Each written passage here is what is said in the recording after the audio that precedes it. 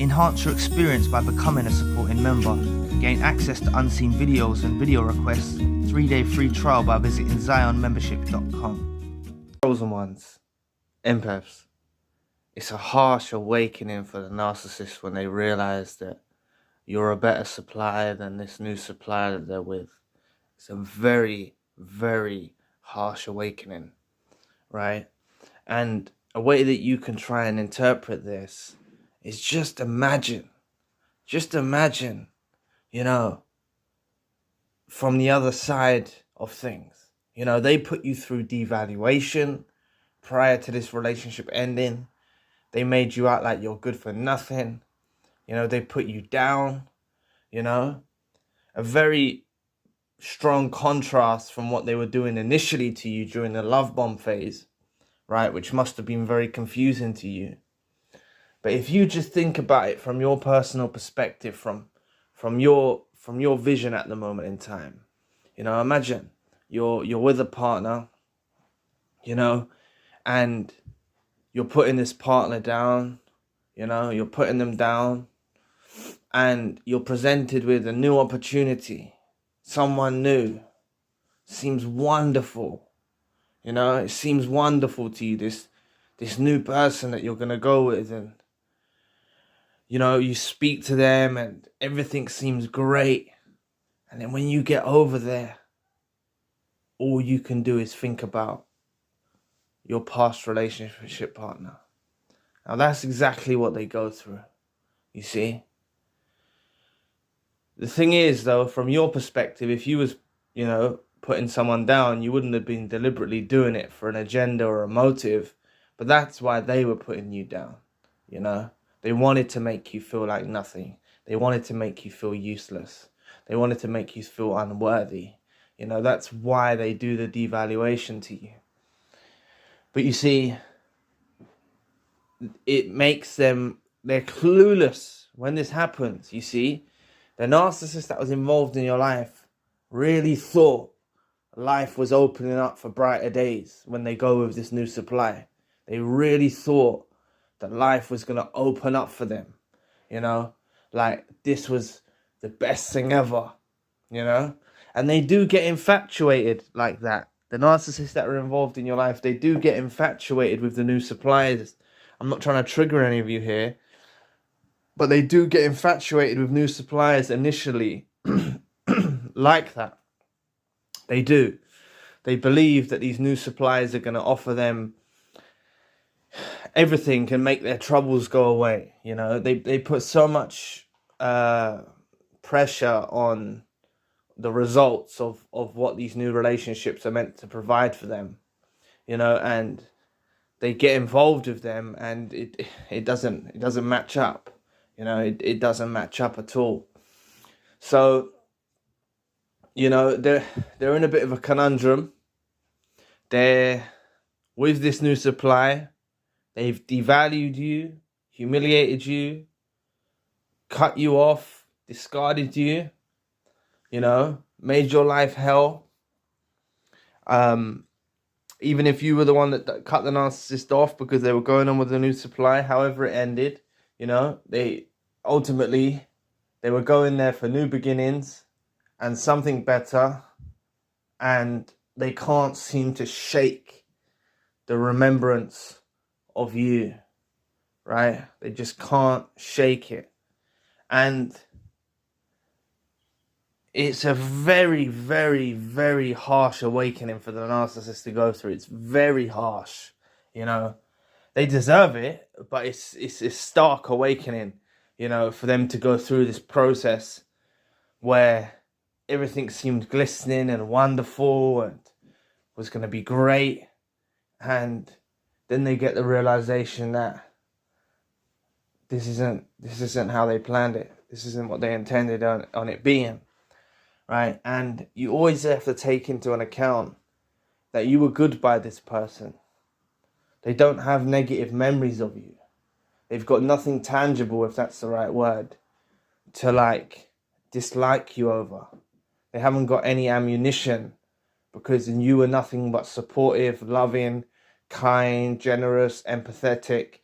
They haven't got nothing in their arsenal to actually dislike you over. The things that they devalued you off was an agenda. The things they put you down over was an agenda. They don't have anything really substantial, of substance, I should say, to actually dislike you. You see, everything was an agenda and a motive. Please press the like and subscribe button. Help your brother out. It'll take 2 seconds of your time. Just like this video is showing up for you, help it show up for someone else in the community that it may be of benefit to. Please remember, if you want a one-to-one session with myself, you can find the link in the description box. Yes, so they you have to remember, they don't have anything to remember you like negatively of. They don't have anything to put you down over, right? Now they're at a distance from you.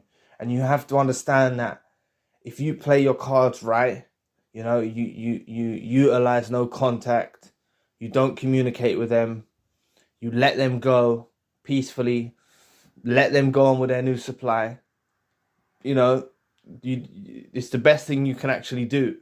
You know, it's the best thing you can do for your closure is letting them go on with a new supply. It shows you the reality of what they really were.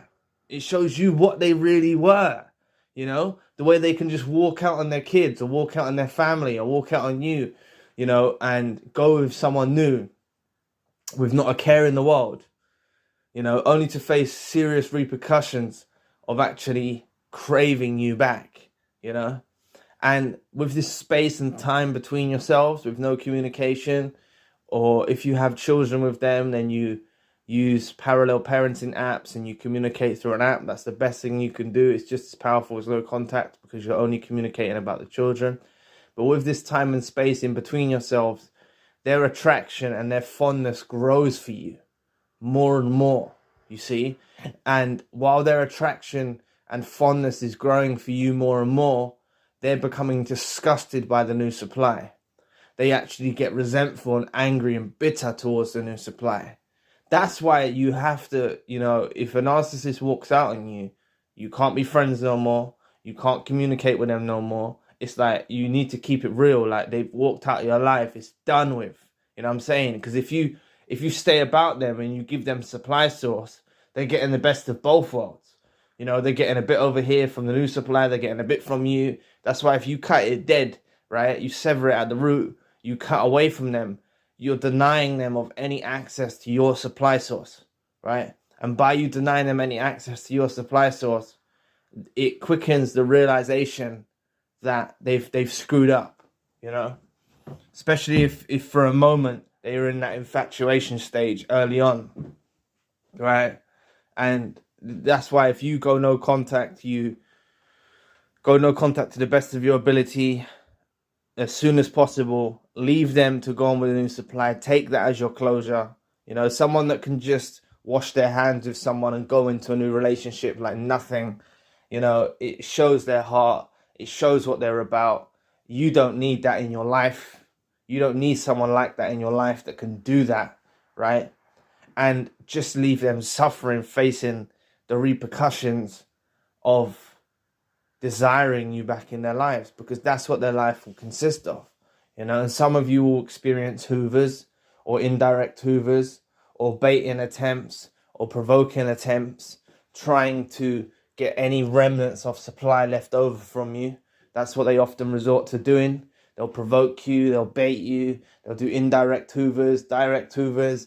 They'll try and do something to initiate some contact between the two of yourselves, right? They're weirdos, right? Dusty weirdos. So just understand, they are craving you now when they're with the new supply. Please get rid of this fairy tale that they're living some wonderful life with the new supply and everything's great and everything's wonderful, because that's not true, right? They get used to you. They get used to the way you treated them. They get used to the way you used to make them feel. They get used to the way you used to do things, right? They can't forget that easily. They don't forget that easily, right? They don't forget that easily. So the most powerful thing you can do is letting them go. You know, they wanted a new supply. Let them bathe in their suffering with this new supply. Let them become disgusted with the new supply, while their intentions and their feelings and their fondness, because of the time and the space and the absence of yourself and this void that you've put in their lives, makes them desire you and makes them grow a huge dislike for the new supply. You know, leave them in that conundrum. Leave them in that conundrum. So anyway, thanks for listening today. Please press the like and the subscribe button. If you want to donate, you don't have to, but if you'd like to support the channel, you can. Links in the description box below. For more narcissism-based content, check out our other channel, links in the description box. Please visit the forums. One of them is Tips to Heal, and I'd love to find out what helps you on your journey.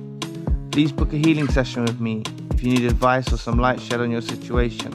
The Empath Monthly group meeting is coming up at the end of the month.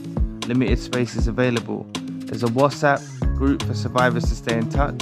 I'm also doing email consultations if you need a plan of action. The links for all I've mentioned are in the description box below. If you'd like to know more about It's Not a Loss, if their absence brought some kind of peace, click this video here. So anyway, I'll be back with another video soon. Peace.